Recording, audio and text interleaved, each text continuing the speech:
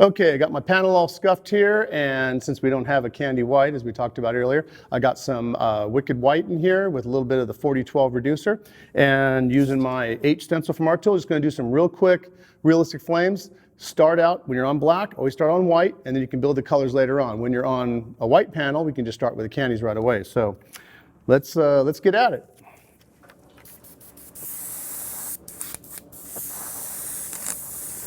Coming real light with the white. Now whenever working with water-based, you always have to make sure you're not going back over yourself right when you paint, because you got to remember it's a little bit of a drying time. It's very similar with a lot of other types of paint.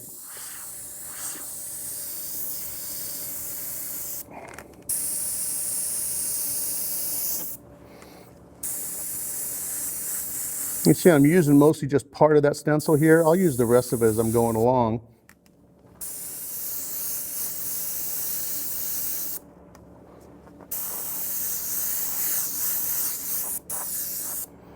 And I got a little overspray on that side. That's okay. You can come in and add a little bit of white there to hook that up. Now there's a little bit of notch right in here. I use that as an ember. Now when doing the white, I also have a habit. I'll spray a little bit of white and then I'll just spray air to dry it. A little quick drying method right there. And then also spraying as you move can create a really cool smoke effect.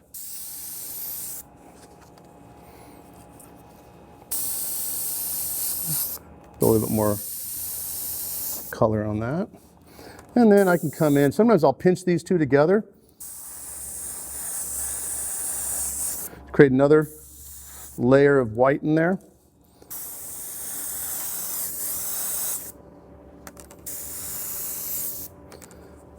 And pinch them really close together to create another shape. It's one of the reasons I like the H being this shape. Just by pinching it, you get a different stencil.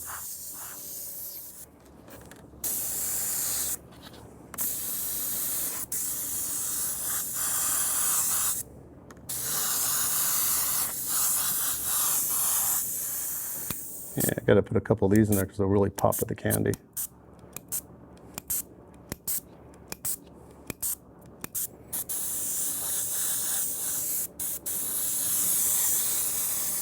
And they also hide overspray. Okay, I got some tequila yellow in here. I'm just going to lightly fog over some of the darker areas.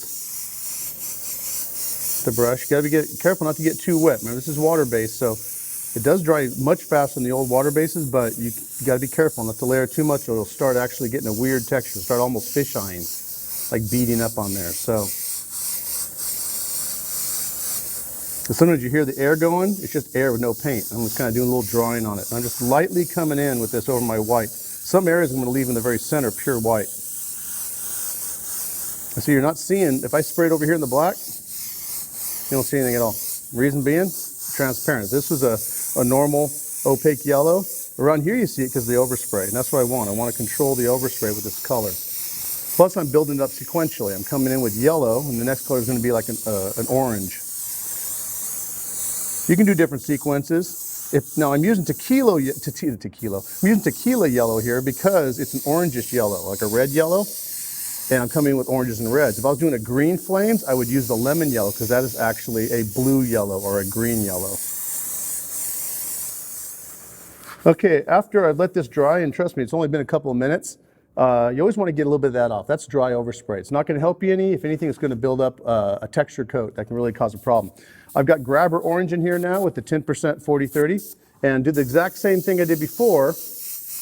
Remember, I left a little bit of the white showing. Well, I'm still going to go on the outside here, but let a little bit of the yellow show. And remember, when dealing with fire, the brightest area is the hottest part, and it blends out as you go away. So I want to leave some yellow and some white behind. The last color, it's going to be a real simple flame. I'm just going to use, now I'll come in and do it right over this area so you can see how bright this orange, how saturated the color can get.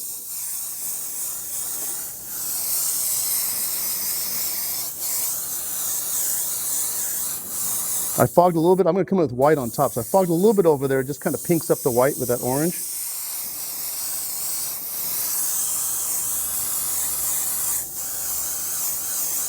So now I've got, distinctly different. You can see the orange, you can see the yellow, you can see the white in there.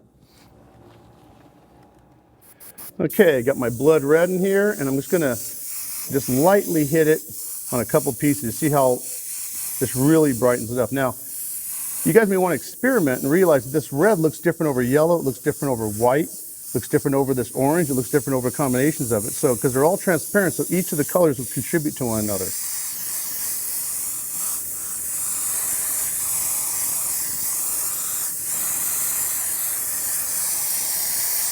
That's literally all the red I'm going to do.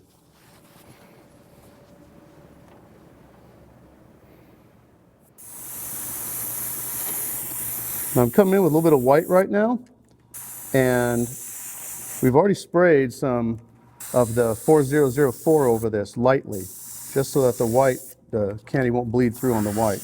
But I'm only using just a very, very small amount of white on this, just a little bit here and there, not much.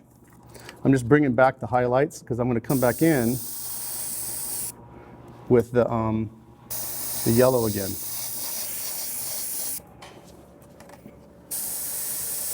And I'll even do a couple of little flick tricks.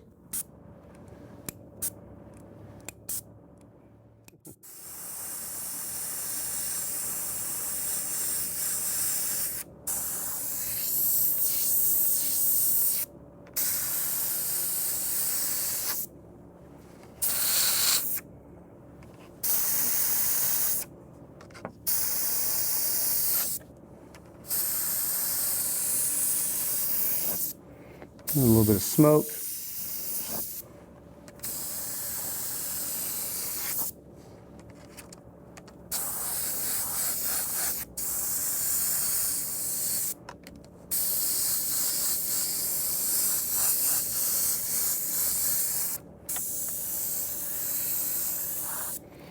Okay, now we're ready to come back in with the yellow. Now as a top coat for this fire, the white here, I'm coming in with some of that lemon yellow because it's a little bit brighter than the tequila yellow. Not respraying everything, leaving some of the white alone here and there, but just a little bit of it.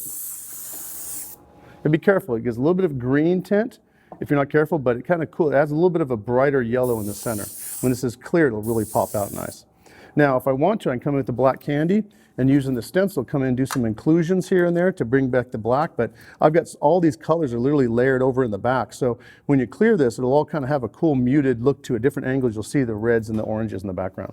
But that's it, literally all water-based and all transparent. So whatever work you've done in the past using transparent candies, these work just as good.